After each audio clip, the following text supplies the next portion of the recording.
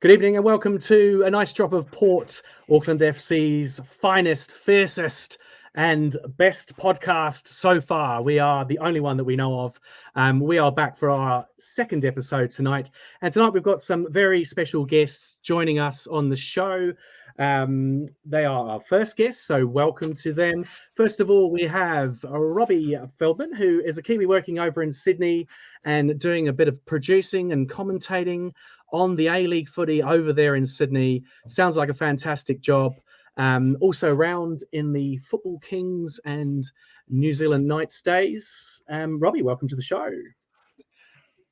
Thank you, Dale. Pleasure to be here, gents. Enjoyed episode 1 and just had to come on. Nice. The hometown club is back, so I had to become a part of it. Nicely done. And so you've actually been over there covering this league. It's going to be amazing to have your home team in it, is it? Oh, yeah, absolutely. It's having been around back in the old Kings and Knights days and seeing that fall apart, seeing Wellington do well. I did support Wellington while they were a part of the league, but then come that final whistle semi-final last season, jersey came off. I said, I'm done. I'm now black and blue all the way. Change the jersey. I like it. All right. Well, we'll get back to you shortly. Also with us tonight, we've got Blair. And now Blair's got in touch with me. I put the shout out on social media to the port. Up the port. Blair, welcome to the show. G'day. Yeah. What, feeling excited about the season, mate? Oh, 100%. The friendly I went to was real good. Flares and everything. So I'm hyped for the games to come. Yeah, so Blair's been to a few of the friendlies that we had in and around Auckland, and also, as you can see, he's got the T-shirt already, so he's well up for it. Also on the show is Matthew. Welcome back, Matthew. Football lover, golfer extraordinaire, Alan Shearer lookalike. What else do we say about you? There's nothing more to say. That's about it. There's nothing. That's it. Spot on. And he fancies himself as a football pundit, and I reckon he's going to do very well. You know, he's got some good lines so far, and a big believer of building a spine of a football team. Is this spine coming along, Matthew? I think it's coming. It's slow.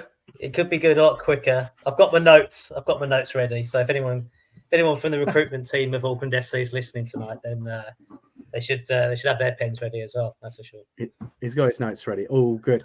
All right. Well, we'll just crack into it. First of all, we're going to revisit something we spoke about in the first episode, which was the signing of Alex Paulson. Now, I think we can all agree he is a very, very good footballer. He's signed for Bournemouth up in the Premier League for, I think we've worked out sort of 4 million Kiwi dollars, but I think there's add-ons and whatnot. But it's signing up there. He's been loaned back to Auckland Football Club. And of course, he was at the Wellington Phoenix last season. He was the goalkeeper of the year, player of the year, you know, by all accounts, incredibly good goalkeeper. And the news in the last week is essentially that the Caceres Clause, and forgive me if I've pronounced that wrong, is being phased out. And this is the rule that prevented these types of deals happening. Probably, Robbie, you're the best one. Can you give us a summary of what this clause was all about and how it's been working? So basically, it was around Anthony Caceres, who's at Sydney FC at the moment, was playing for Central Coast Mariners back in the day, and essentially was signed by Manchester City, which thinking back on it now, it seemed a bit interesting. Never expected that to kind of go, anywhere really. As good a player as Caceres was, that's obviously a massive step, playing, thinking that he might wear a Manchester City jersey. But then as it conspired, was loaned back to Melbourne City, obviously part of the City group in the A-League, and that kind of ruffled a few feathers. And that's been in place for several years now. And with the Paulson thing, and so it's an interesting move. Yeah, and so the rule or the clause was brought in specifically to stop this type of deal because, as we know, Bill Foley owns Bournemouth and a couple of other sports teams and loans it back to his own team. And I guess, this is the story, but what advantages are there going to be for getting rid of this clause? Like, is it gonna grow the league? I also saw that part of the deal may be there's 2 stages to this. The second stage may involve A-League teams being able to sell between teams. That's going to be quite a new thing, isn't it? Yeah, absolutely. Because within the A-League, there's no transfers, which is why you see basically free transfer deals at the end of every season. There's so much player turnover, but there's never been any club-to-club direct, transaction. It's always been on a free. So it does open up that possibility of a domestic transfer system of some sort, which a few people have been calling for quite a while, and I think it certainly will add to the league. I've seen a few people arguing about the ethics of this particular move. With my broadcasting hat on, I love it because it instantly creates a thing with Wellington. Yeah, well, that's the key to And this. I don't know. It's exciting, to have Yeah, this sort of niggle already. Absolutely. And I just look at that Carlos Tevez like billboard in central Auckland. I just look at the smile on his face and I can't help but think you knew exactly what you were doing, AP. And I love it. I love you for it even more. It's a public relations dream. We'll bring Blair in. I mean, Blair's been to a couple of the games. Obviously, Paulson wasn't playing. Did it look like we need this guy in goal? Honestly, not really. I only went to the East Coast Bays game, which honestly wasn't much defending on show. It was pretty much just a general assault on their goal because they got East Coast Bays got called in late because originally it was supposed to be Birkenhead United, I believe, but they pulled out pretty late on, and East Coast Bays got pulled in. And yeah, there wasn't too much for Vowd to do. He took the odd goal kick, made a couple of standard saves. Wasn't really tested. Yeah, but there's far better players in the A-League, so yeah, especially with the likes of Douglas Cobb and Martin make that difference. Yeah, Paulson's a good. I mean, you like Paulson, Matt? You're talking about him last time out. Yeah, I think it's a great signing. I think it's fantastic. Yeah, I mean, I actually thought he could have probably potentially for Bournemouth he would have been your League Cup, your FA Cup goalkeeper. They always rested the main goalkeeper. I don't think he'd have been the main goalkeeper, but great signing. It's worth over £2 million, so he's definitely worth something. Yeah. Yeah, because Bournemouth have just signed Kepa on loan, haven't they? So yeah, there you go. Yeah, they've got Travers as well, and Dennis, and so. Yeah, and I love it. I love it for what Robbie was saying. It's gonna cause that needle with Wellington immediately, right? Like in the third game is the Derby. We've pinched their best goalkeeper or one of their best players, and we're up and running. So it's kind of like he's the league's best, so it's a no-brainer. It's even from a football perspective. Was it obvious? Because I haven't watched much A-League until this point. Was he the best? Could you tell Robbie watching it last year that of all the teams he was the best goalie? Yeah, absolutely. I think he was top. He was either ranked first or within the top 2 or 3 for saves.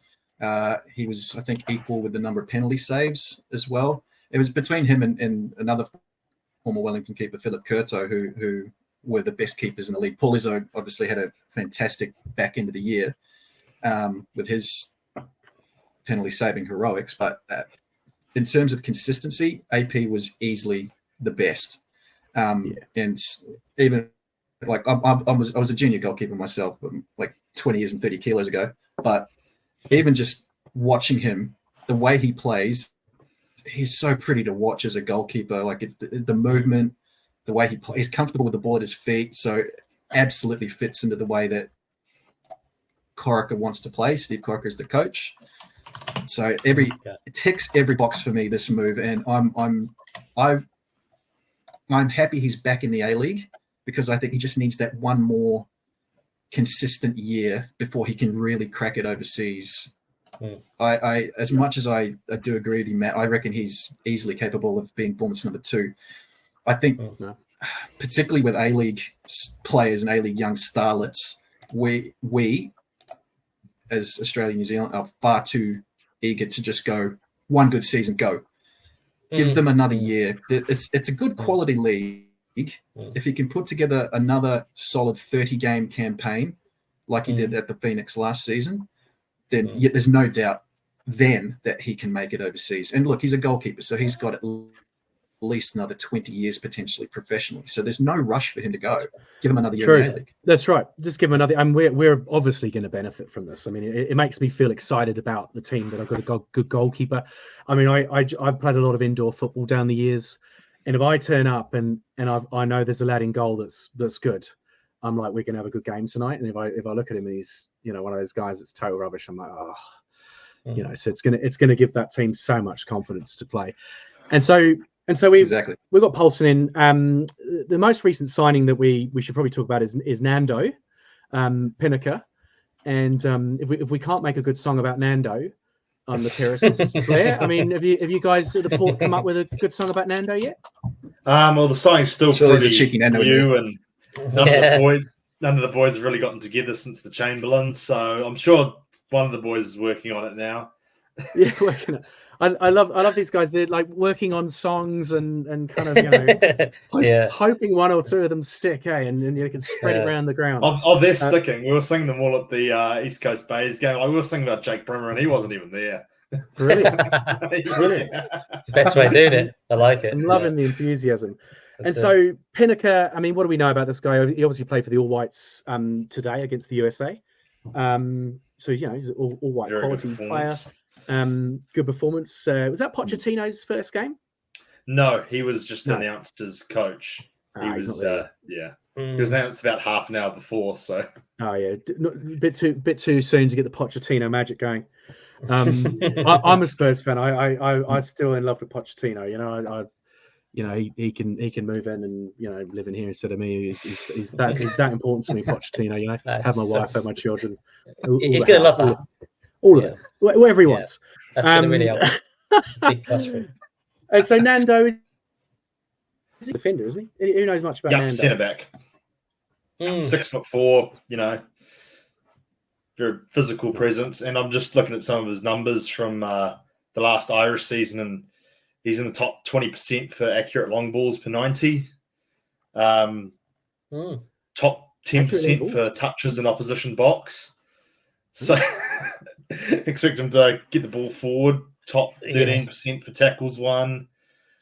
Top 24 for duels won. So, very physical, very capable of going man for man, and capable of pinging a pass out into the wide areas, which I think Corica is going to look to do. Big lads, yeah. So he sounds like a solid signing. I mean, who else? Blair, we'll stick with you. Who else do you fancy of these signings that have come in? I mean, there's heaps of names. Some of them we recognise from before, but who do you reckon is going to be some of these key signings? I think Joey Champness, if he gets firing, I think he could, really tear the league up, because he's got real quick feet. He's capable of beating his man, and so for me, he's probably, and Jesse Randall would be another one. He's been good in patches during the Olympics, and I haven't really seen much more than that from him. But because it's your attackers, isn't it? It's your. I mean, it looks like we've got some good defenders. Obviously, great goalkeeper. And I will say, of the scholarships, Finn McKinlay, he was playing as the lone 6 against East Coast Bays, and he was spraying those passes around. He was he dictated the game quite nicely. What do you think about this? What do you think about the step up though from your local to your A-League? I feel like that's going to be a fair. There's a few guys that I've seen that they've signed, and where they're coming from, I don't think they're going to be too bad. I think the level from what they're used to with the amount of games that they've been playing, like Galloway, I've got him at left back. Yeah, I think he's going to be very good because he's been there, he's done it, and he knows the crap basically. But I think like you mentioned, I just wonder about the step up for some of these guys from the your local leagues. Yeah, well, that's sort of the whole point in signing the likes of Galagos and Verstraet and whatnot, is to sort of support them, and because Galagos is 32, he's sort of going to be here for a year or two if I had to guess, and then he'll be gone again, and hopefully McKinlay can learn a few things from him and develop his own game, and and then hopefully by the time Galagos leaves, McKinlay can step into that role and take over. Yeah, I think Dan Hall's going to be a good signing because he's Yeah. he's just won the championship, right? Or did they win the treble? Treble. He won a treble. Yeah. I mean, So that's a steal. Yeah, 3 trophies last season. Could you want a better, the centre back of a treble-winning team? I mean, this guy's going to be good, right? And he'll be in there with Tommy Smith's another old season pro. Yeah. I wonder what they'll do with Tommy Smith, though. I wonder how if I had to assume he'd simply be cover for Pineacker and Hall. Like, he's got the experience, and he'll fill in if one of them gets injured. And yeah, I think you might be right. Yeah, I can't see good him going quality backup with a bit of experience to him. And if he'll we need to like defend the lead later on, he should be a bit of a club captain, as we would say in the UK. Not your captain on the pitch, but the guy that's behind the scenes. He keeps the standards, what it is to be a pro, especially with all these scholarships and whatnot. And that's right. But it is, as one of you mentioned, it is kind of it's a collection of players, right, coming in, and I think before we came on air, Blair, we were saying a lot of these boys have got strong Auckland roots, which I think is amazing. I mean, it's critical to having some passion, for a brand new football team. But Robbie, what do you think about the idea of just throwing a bunch of players together and then getting them to compete at this level? How difficult is that going to be? Oh, I mean, you see it in any sporting code. A franchise expansion team, I think maybe only the Melbourne Storm, they won a title within 3 years. So it's never an easy thing for a new team to come in from scratch and make waves. So, I mean, like I'm tempering expectations a little bit, but just the way that everything's been done, I think Park is a great signing as the coach. The players that they've brought on board has been fantastic. They're getting all the right people behind the scenes as well, investing in this club. Every step along the way has been spot on. So I'm very optimistic of the season. Like I'm not going to come out and say championship, but no. Big cool, Robbie. Get your predictions in. Before a ball's been kicked, but there's just like the players that you've talked about. We've got the league's best goalkeeper. We've got a bunch of very experienced, hard-nosed defenders. The name that we didn't throw out that was Hiroki Sakai, who has been one of the best players in Asia, was Olympique Marseille's best player as a right back. Yeah, one of the French league's best players. Like that's a lot. That's a lot to have on a CV, So everything's been built properly and correctly, and there's a lot to like about how things have gone so far. So it just needs to translate on the pitch. Absolutely, and you touched on the investors coming in. So we should move on to talking about investors that are coming in. And one's been rude. We'll talk about the actual guys who have popped their head up and they're actually in. But one guy whose name's popped up this week is Stephen Adams. Anyone else seen that as a potential investor? Is that complete BS, or has anyone got any intel on that? I believe it was Nick Lennon that broke that news, and he's pretty hit and miss from what I've heard. Yeah. So he's either got it spot on or he's hearing way off. So we'll see. And they say it so clearly. They go, he's in advanced discussions to purchase 12.5% of Auckland. I'm not sure about that, Like, I don't know why Bill Foley. I think you underestimate NBA contracts. Yeah, true. He's got enough money. Yeah, he's got enough money. Yeah, spare change for him. That's right. Yeah. That's right. I think it's great. He's kind of a sporting icon. If he came in, good on him. So Stephen Adams rumour, but the news that has happened is Tim Brown, Winston Reid, and Noah Hickey have all joined what they're calling the investment group, alongside former All Black Ali Williams and entrepreneur Anna Mowbray. We all know Ali Williams. We all know Ali Williams. Winston Reid, of course, pretty much a household name in football terms in New Zealand. Great to have him in there. Tim Brown, another guy.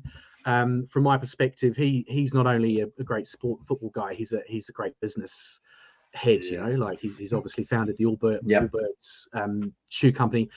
But even before that, in a previous life, I was a sports journalist here in New Zealand, and Tim Brown was a big part behind the campaign to get a full stadium at the Cake Tin in 2009 for the New Zealand Bahrain qualifier.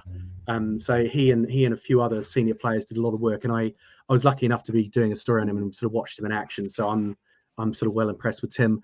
And Noah Hickey gives us a link to those the two teams, the Knights and the Kings, played for both. I understand. So, I mean, let's start with Robbie. What do you think of this group of investors? You mentioned them. Do you think it's good to have all these guys in? Absolutely, because they're investing in a local New Zealand team, professional franchise. They're investing in the A-League, and I'm all for promoting this league, because I don't think it gets as much credit, or I don't know what the word is. Just a lot of people tend to look at the A-League and go, it's so much better than that, and it's so much fun to be a part of. But in terms of the business acumen, Noah Hickey's been a very, very successful businessman in his own right, as you mentioned, Dale. Also, Tim Brown, his efforts. So again, it's just solidifying the roots to make sure that this club is around a lot longer than the Knights and the Kings were. And just, the football IP that those gentlemen bring along as well.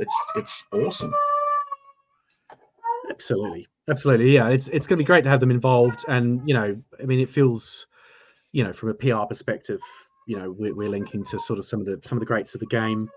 And there are, as we'll get into when we talk about the Knights and the Kings in a little bit, there are links with the iconic All Whites teams and this football club now, which I like. We'll get in a little bit, to some of the managers, and there are some strong links. And of course, New Zealand, by all accounts, has probably had two great times with football on the international stage, 82 team, and then the team that got to the 2010 World Cup. So, I mean, let's talk about a bit of history. I mean, the football Kings were the first professional football team here in Auckland. They played in the Aussie League 1999 until 2004, and then they were taken over. Sorry, then they sort of merged into the New Zealand Knights. And in that original Kings lineup, we had Winton Rufer was a player coach. He's an iconic name in New Zealand football. Kevin Fallon, whose son Rory scores the winner in the Cake Tin that night, of course. Both I'm lucky enough to have met Kevin and Rory. Lovely guys. Kevin's from the north of England, so he's great value. And then later on, John Adsett comes in as well to manage the A-League franchise.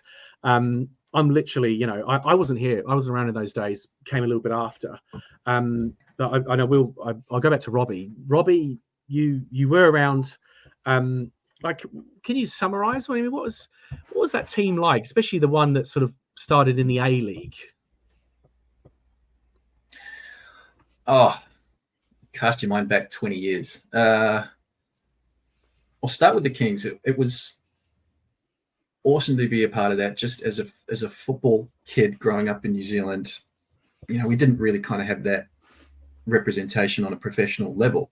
So to have this team come into the NSL as it was in those days, I have the jersey right there because I knew we were going to talk about it. So that's cool. Yeah, they were just fun. I mean, it wasn't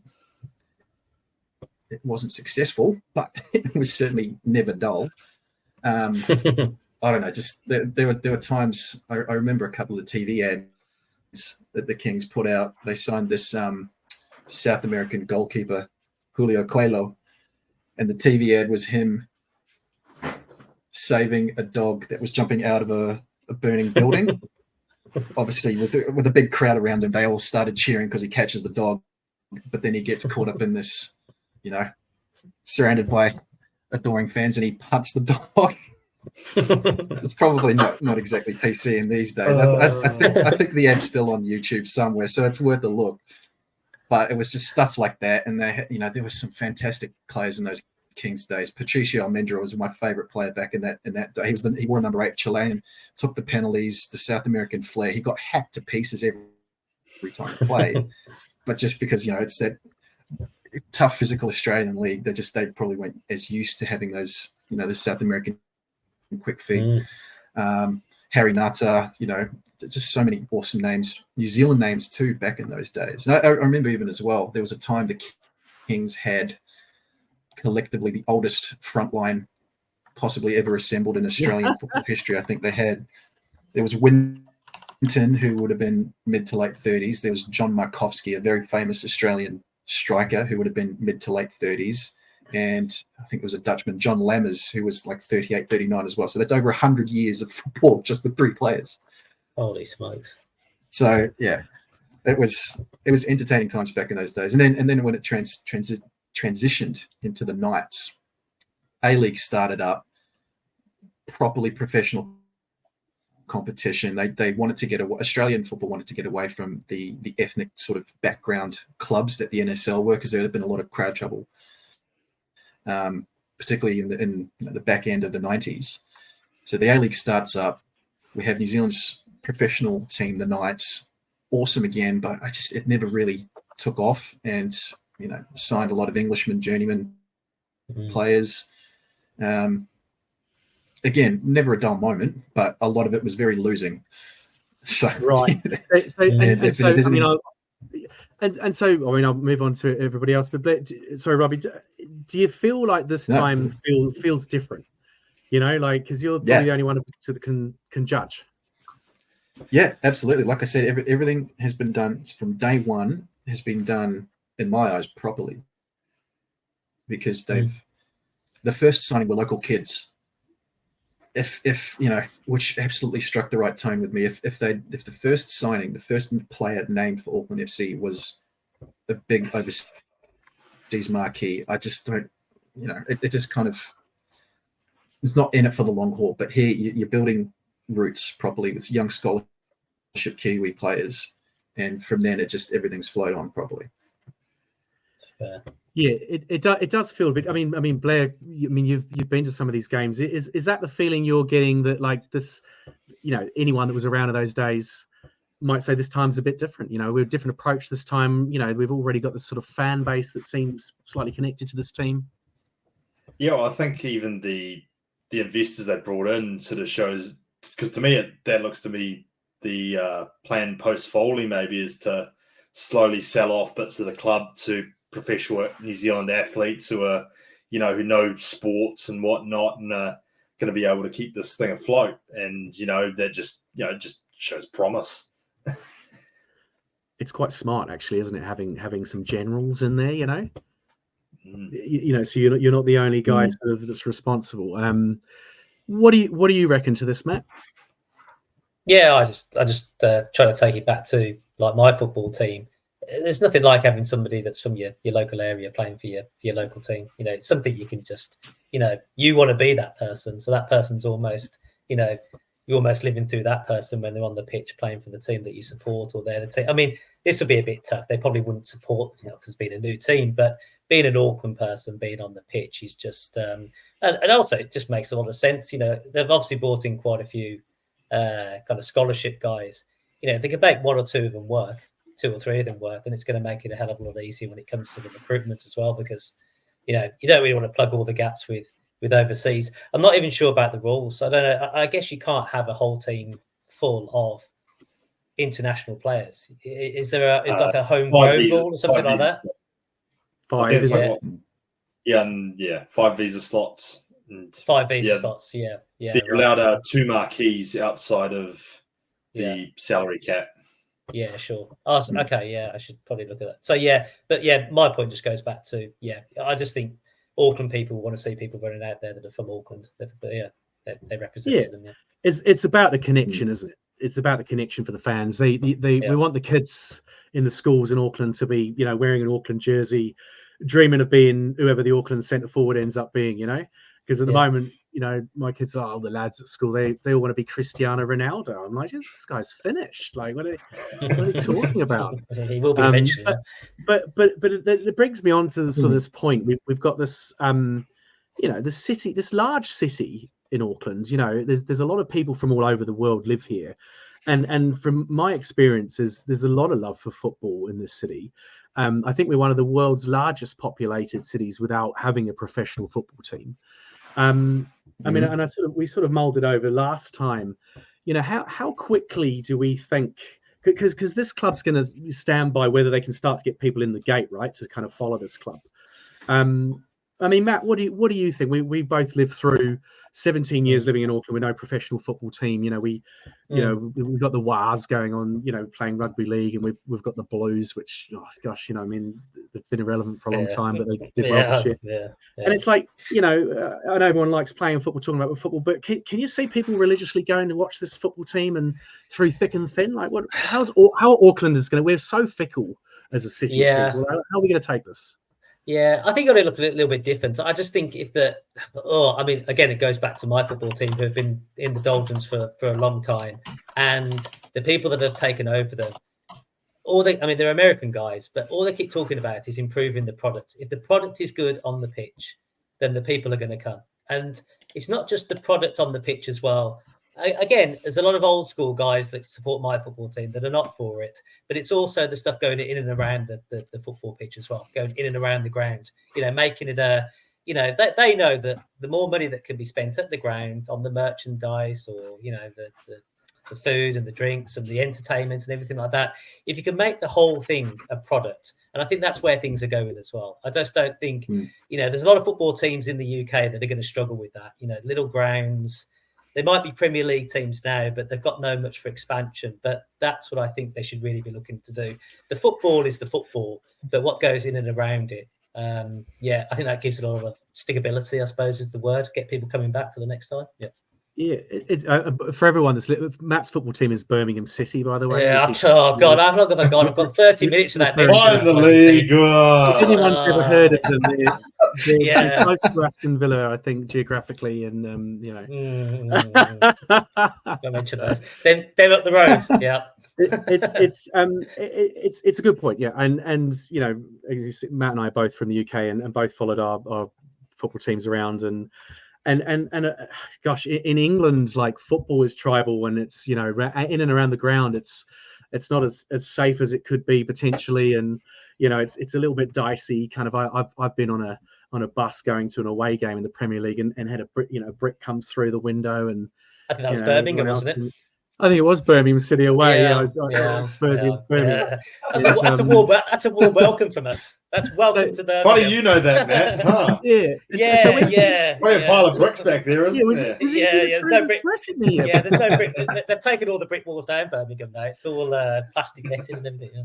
But it's funny when people talk about, you know, passionate support and kind of, well, I mean, the Port have said they're going to be actively supporting, you know, the club. What does that mean, Blair? Like, I mean, give us a bit of a rundown of the Port and what that's going to look like. Well, we're just generally just going to try and create an atmosphere, you know, because like it's, you know, New Zealanders have been fair weather fans for a while now, but I think we're sort of starting to see a bit of a turning point in that matter because, for example, the Warriors, you know, when they were good, packed stadiums. When they were bad, you know, stadiums would be half full. Yeah. But this recent season, Warriors finished, 14th? Yeah. Yet they've set a record for overall attendance, beating out even the debut campaign. Yeah.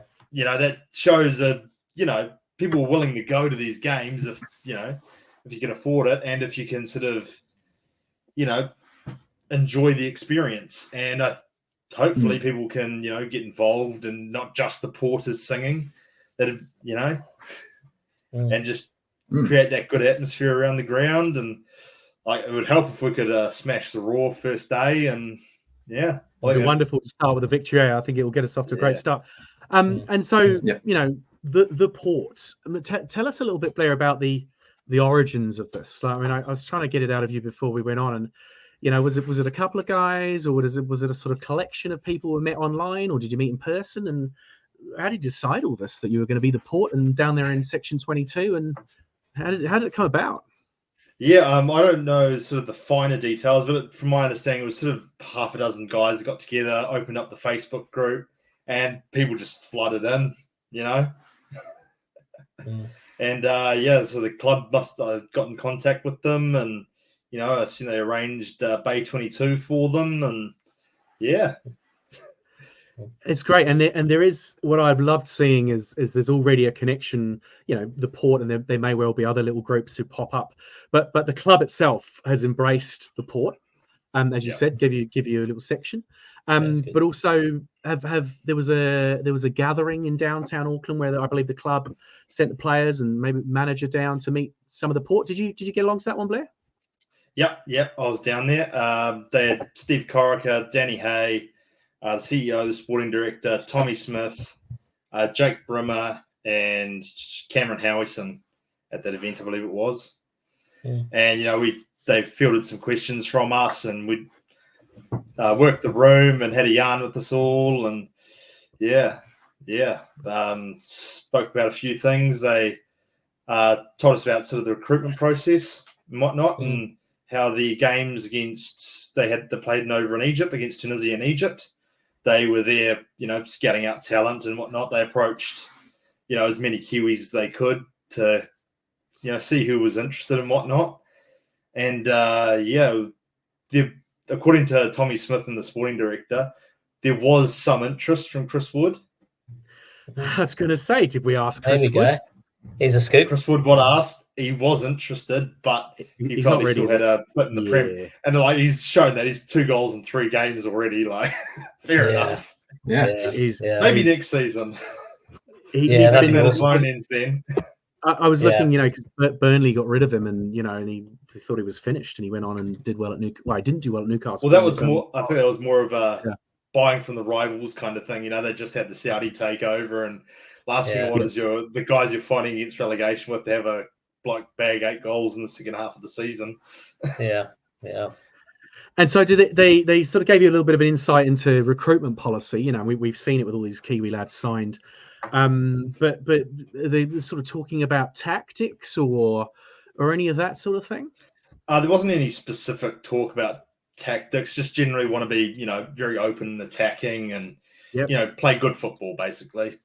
And with the recruitment, they do want to just go in a similar direction as the Phoenix, bringing up youth through the system and, sort of build a team around New Zealanders and just sort of fill it out with marquees rather than bring a marquee in and build the team around them, Yeah, it's a great opportunity for young lads, and there's going to be a girls team as well next year, I believe, young girls as well, who play football. And I mean, the club scene in Auckland is actually very strong. I always think, I've had a bit to do with club football, and participation rates are huge.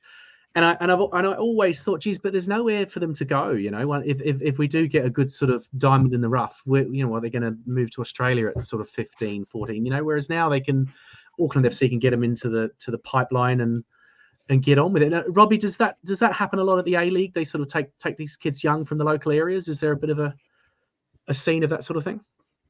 Yeah, there is a little bit. A lot of the A League clubs now have established academies. I think there's maybe still a little bit of work to do in terms of the connection with the NPL, the state NPL leagues, which are quite strong.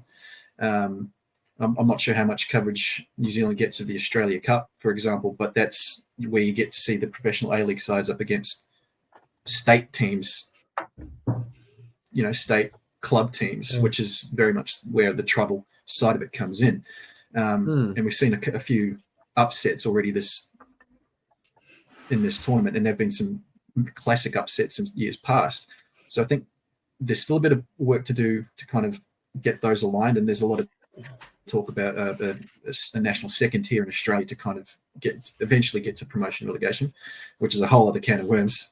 And I think, for example, the Wanderers have just signed a couple of NPL stars already, so there is room for movement now, where in the past I don't think it was ever quite properly aligned. There's one famous story, an NPL player who's the name escapes me for the time being, apologies, but it's he banged in the goals at NPL level, but when the A League sides come knocking, what he was earning at NPL and his regular day job, like he ran a bakery, where the A-League side was offering basically a third of that. So what's the incentive for him to play professional football for a third of what he's earning and potentially not even play? So there's a whole, they needed to get that side of it better. But I think because the way things have kind of panned out for the A-League, there's a real opportunity now for the young stars of the NPL to play A-League and potentially, you're in the shop window, get a move overseas, make a genuine career in Asia, England, etc. Yeah.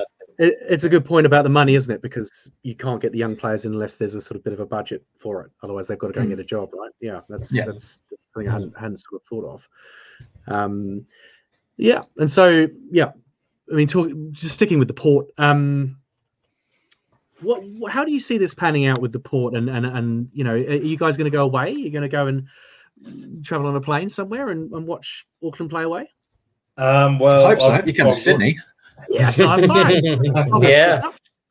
I've already booked my flights and got my ticket for the away derby. We'll see about Unite round. I've got a mortgage and whatnot, so. Oh no, not one of those. No, one of those bloody things. Yeah. Hey, you're young though to get a mortgage. Good on you. Yeah. I was still pissing my life away at your age, Just took me 5 years of living in my parents' garage, but we got there in the end. Classic Auckland story. Good, yeah, that's right. Yeah. No one can afford a house. Well done. Bought a house in Auckland. That's incredible. Not in Auckland, just south of Auckland. Yeah. Even then, still. Yeah, it's close. Still $1 million. Greater Auckland region. Greater. Yeah, exactly. Greater Auckland region. There we go. That's how I'll say it from now on. Yeah. That's great. So the derby, let's have a little bit of a chat about that. Wellington, Auckland. What is it? 690 something kilometers. I mean, you couldn't walk it, could you? You could. Charity or something. But it's Kiwi Classico. I'm quite excited about it. We've sort of had to sit here in Auckland and look at this Wellington Phoenix team for years, decades. But yeah, I mean, Blair, you're off to this derby. Like, what are your hopes for the derby? Do you think we could go down there and get a result? I hope we win on a ton of dubious calls that probably shouldn't go our way. Scrappy, like 2-1, 90 plus 3, 90 plus 7 goals, like very McTominay sort of versus Brentford. We just play absolutely terrible, but take the 3 points anyway. You went from here to there. I don't know. But like it'd wind up the Phoenix fans so much more. Sure. They're sitting there dominating the game 1-0. They're going to win the first derby, and then we bring on Max Matter, and he scores 2 awkward, ugly goals. That's it. Yeah. Get it up.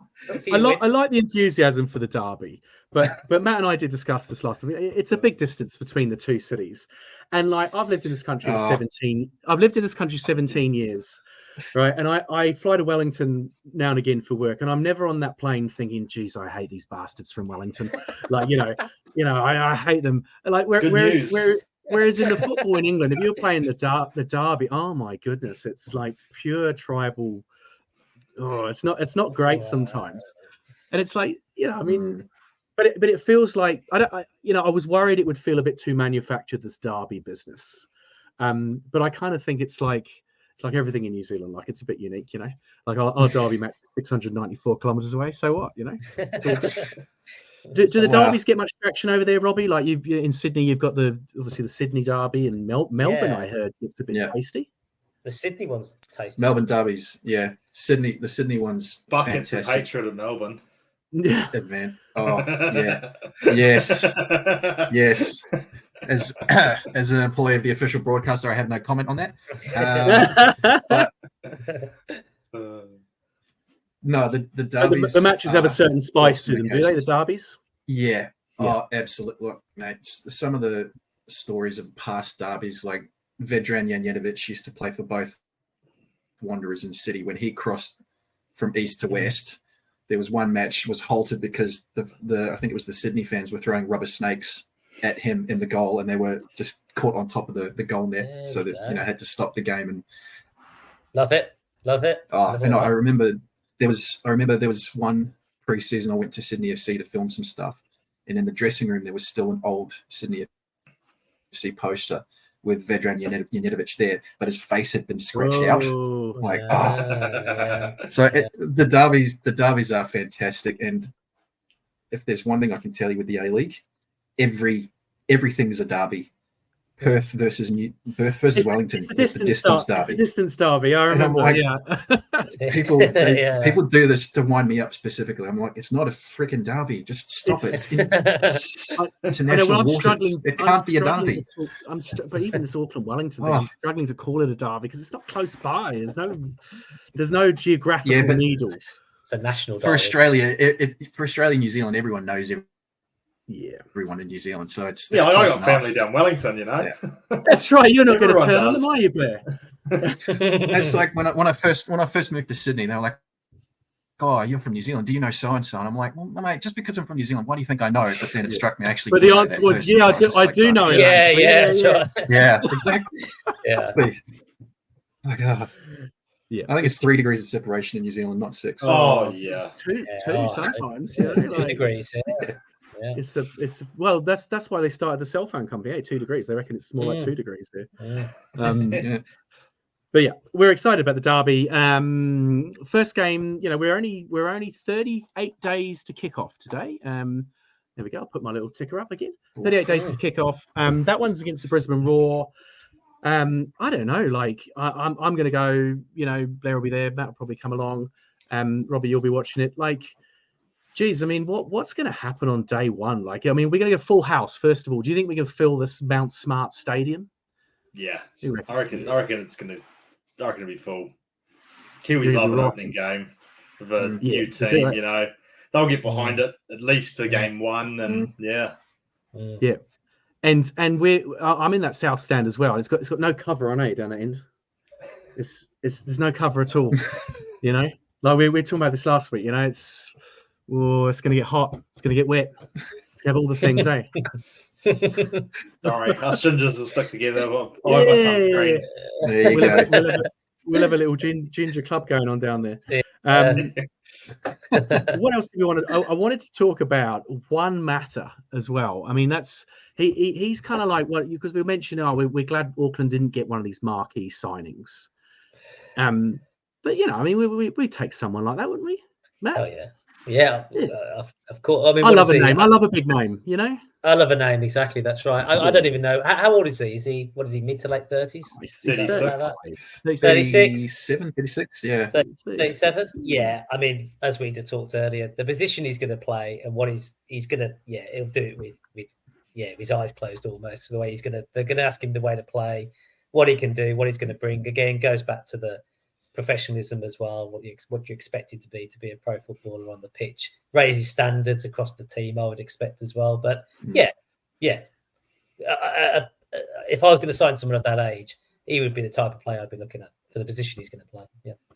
And if one matter's already gone, who's your dream big marquee signing, Matt, to bring in? If you could have anyone. I think he's already maybe been mentioned. You mentioned Chris Wood. Chris Wood would be pretty cool. Yeah. I mean, he goes back to I one. I mean, he used to play for the Blues. He used to play for Birmingham City. He was really good back then when we had a very brief campaign into Europe. If you can believe we were playing in Europe at one point. Because did he have like a really good record for you guys? He had like 12 and 19 or something. He was awesome. He was awesome for us. He was absolutely great. Everyone was like, "Oh, it's just a big lump." You need a big lump up front to lump the ball to.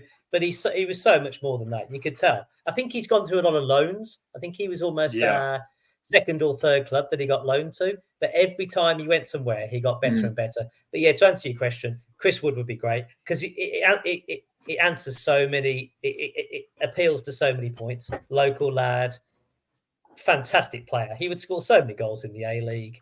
Relatable. Yeah, Chris Wood. Got to be. He was about him great leader as well. Chris Wood. He was 18 years old when in that 2009 All Whites qualifier against Bahrain, and he was on the bench, and I remember he came on last 10-20 minutes. He ran them ragged, eh? And you could see. And I remember Ricky Herbert said this guy's going to be a player, and he was happy for him to play at that level so young. He- So yeah, Yeah. He doesn't Um, move like a 6'2" guy. He really No. Oh, yeah. yeah. No. He's got Super- great movement. he's a Super player. athletic, Yeah. yeah. I Yeah, think very I much so. think I may have even been working on the game that he scored his first goal for New Zealand. I think it was like against Tahiti at North Harbour Stadium, and his goal celebration was he pulled his shorts down and it's got Woodsy on his underwear. Oh, nice. Awesome character. Knew it. So He was a that would be good player. fantastic to see him. There's a fun Yeah. little stat. Yeah, he'd be great- If he he'd be great scores for the 10 league. goals this season, he'll match Ian Wright for 10-goal seasons in the Premier League. Wow. Is that 7 or 8 in a row? Is it or more? Technically, Ian Wright's had 8, but only 6 in 8. the Premier League after it's been renamed. But it's equal. If he scores 10 this season, so yeah, Top league. Yeah, top division. Yeah, there's Like, not many that yeah, have done it. Just looking at his stats here for the Premier League, he's got 71 Premier League goals. That's more than Eric Cantona. That's currently more than Erling Haaland, yeah. Yeah. That's Kevin De incredible. Bruyne, Kevin Nolan. Some of the names that he's David Ah. Beckham, Luis Suarez. I think he's like Yeah, equal the with names or that are something. just ahead of him as well. It's like he's been able to do. He's it genuinely one of the consistently most so long. underrated It's just awesome. athletes. Yeah. Yeah. Totally. What about you, Robbie? Who's your dream marquee signing for Auckland? Oh, Yeah. Sorry about that. I took the. Thank No. God I went first. You're all good.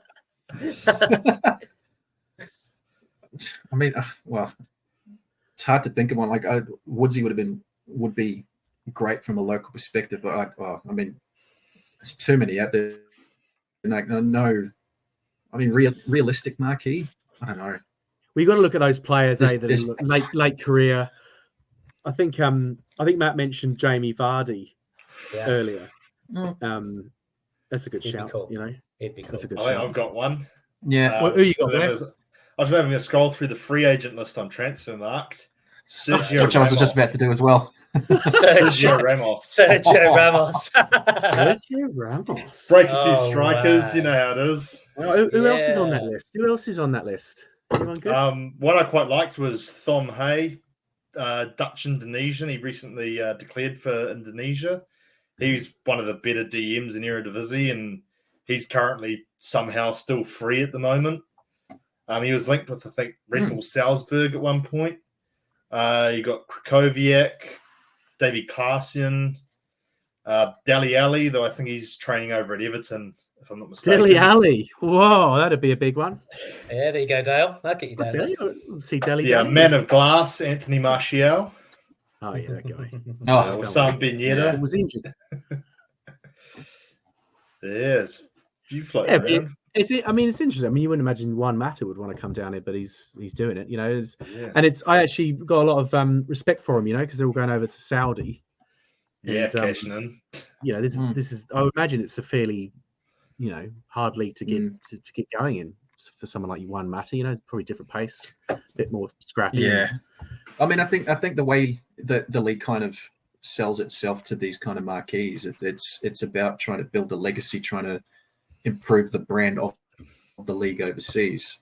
You look at when it's how it was sold to Del Piero, how it was sold to Heskey, those kind of names, and what they did for that period of the league when those players were playing was awesome. It was like that was the golden era of the A League. Robbie Fowler.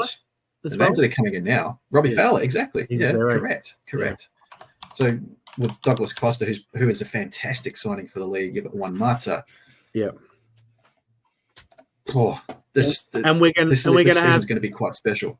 the Mata Mata derby when our Max Mata plays One Mata, right? Mata Mata derby. Well, There you go. like we said, You've there's just a lot of trademark that. There's a lot of derbies. Well, Yeah. Blair told me this one. I can't take the credit. There's a lot of derbies in this league as we figured out. Yes, there I are. think the last thing that I want to talk about is the manager actually, Steve Corsica, and wow, he was at Sydney like 20 odd years. Was it 20 years or since the A League's been going, and had a lot of success. And why? I've got a question. Why did he leave Sydney? Was it just the time, or sort of he didn't move for this job, did he? Because there's been some sort of period in between. Mm. Is that right, Well, Robbie? You're across this, eh? Yeah, I think there's a couple of schools of thought with it. Like Steve Corica was Sydney FC through and through. There from day one as a player. there up until obviously recently as a coach. So he'd been at the club for just about 20 years. So I think the way achieved a lot of success, but I think Sydney fans, and I know a couple who, like I work with a couple and I'm friends with a couple, I think they just kind of got a bit stale in terms of the style of play. And look, if we're in the building for 20 years, that's going to happen. That's a big so, yeah. I think it was a good move for all, because you're bringing in a proven, successful manager as well as a former player. And I just think that change of environment will do Steve a whole bunch of good. It will refresh him. He's getting him in from day one means he's built the squad that he wants as well. True. Yeah. And the style of play that he wants to bring in, I think it's a good sign. Like when he was named, my Sydney mates were a bit, really? I think because they were just over him. Yeah. But giving him a new environment building something from the ground up, I think that would have appealed to Steve as well. And Coric is such a smart coach, so it made sense. I had no problem what are his strengths? Is he a man manager, or a tactician, or sort of just a bit of an all-rounder? Bit of an all-rounder. I think the successful Sydney teams were very entertaining to watch. Coric likes to play as a 4-2-2-2. So to play on, Matt's spine, it's very much playing that way. Two holding mids, then you got two kind of floating midfielders who like to travel forward, and then your front two, or at least a striker and maybe one in behind. Yeah, that's pretty much what we saw at ECB.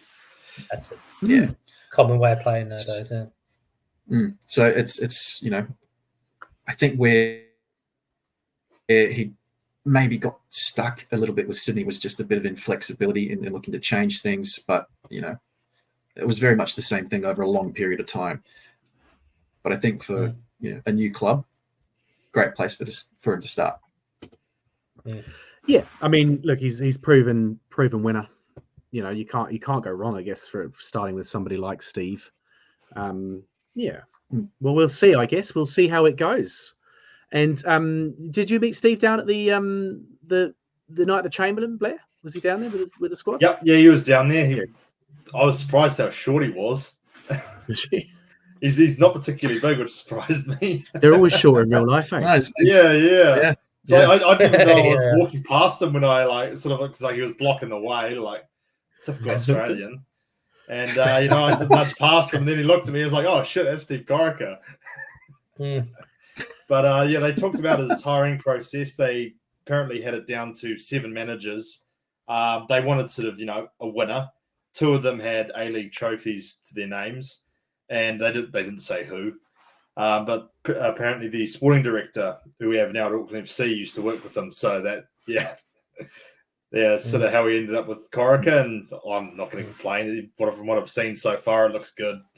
Yeah, I think it's I mean, I guess it would be nice to have a Kiwi manager, but it probably doesn't really matter at this stage. There's not many of them floating around at the moment either. So we've got Danny Hayes as assistants. That's close enough. Absolutely. Yeah, it's look, I'm really excited about the start of the season. Brisbane Roar opening game. It's hard to do predictions, but I guess a win or even just a scrappy draw would do. Full house at Mount Smart. Are you going to come over for any of the games, Robbie, or are you just going to watch a few away games over there? I'm going to try and get to definitely a couple of away games, as many as I can, work permitting. I'll probably end up even working on some of the Auckland games, but I had planned on coming over. So my birthday's in November, and it's a few days before the Auckland home derby. So I'm going to try and get across. Oh, be cool for that. That's definitely on the bucket list. Good stuff. And Blair, opening game plans for the Port. You guys will be on the lemonades early? Yep, 100%. We'll get there nice and early, and march, to the south stand, and sing very clearly and unslurred words, and yeah. I love the make out idea. some of what we're singing, at least. Yeah, but you guys have already got some songs, and you get them going, and yeah, be great to see. Yeah. So Bay 22 YouTube channel, if anyone wants to learn. Yeah, we'll get on it, and all the gingers will take we'll get our sunscreen ready for the summer. That's what I got this for, neck protection. Yeah. This is it. I would say for the Port Boys, sorry, Dale, like it's awesome that you guys have done this for not only it's just football in Auckland, because I think we talked about it before. Auckland fans traditionally have never been like engaged. They just sit there, watch the game, and then go home. But it's so important now to make it different. Which I think Ali Williams, I heard him say he wants to make the experience memorable, win, lose or draw. Yeah, that's right. Yeah. As long as you go, oh man, we didn't win today, but geez, we had fun. Port Boys were singing, just to make that match day experience all the more better. So absolutely love what you guys are doing, and hopefully I'll have a few sherbets with you at some point. Absolutely, yeah, absolutely. We should celebrate in some way.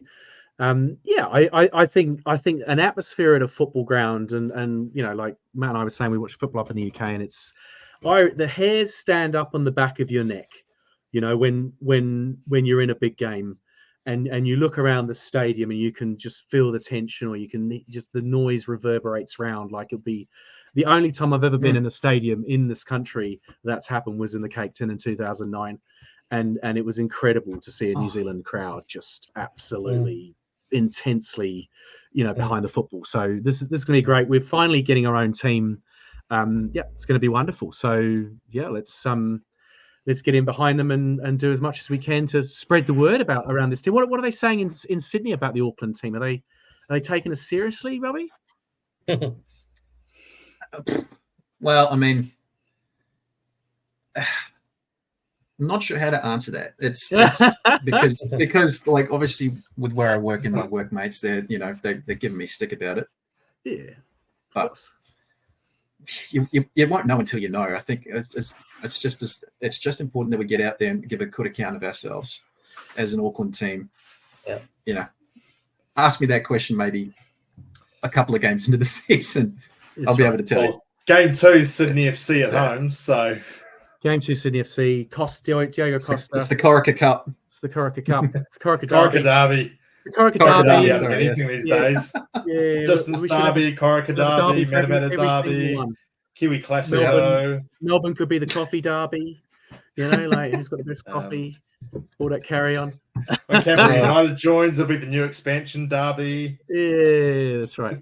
All right, we're going to wrap it up, guys. If you've watched this podcast on YouTube or any of the other social media channels, give us a like, give us a follow, let your friends know. And as always, looking for more people to come on the show and talk to us about their love of this new football team in Auckland. And to my guests, to Blair and Robbie and Matthew, thank you very much for coming. It's been a pleasure to hang out and talk some footy. Hope to have you all back at some stage. And so thank you very much. That was Nice Drop Report.